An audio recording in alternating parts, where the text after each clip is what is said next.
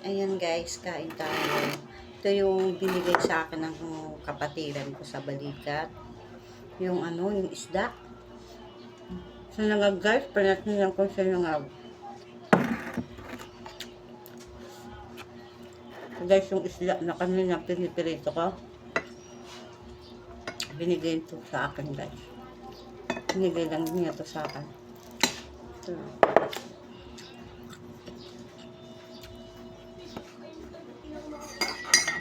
Pasikan natin ng kape guys.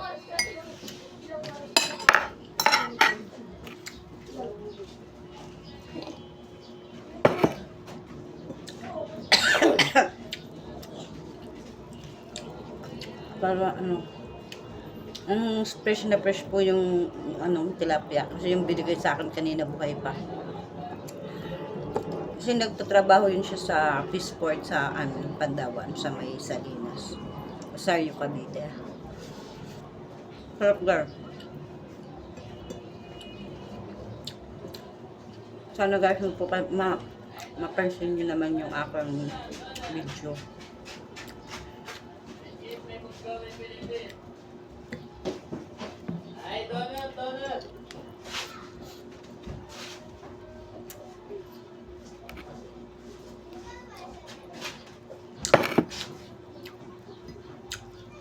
Guys na.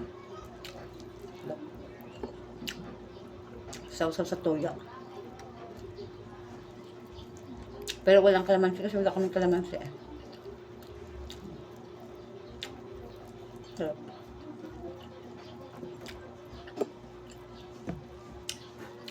Kaya maraming salamat dun sa nagbigay sa akin ng isda.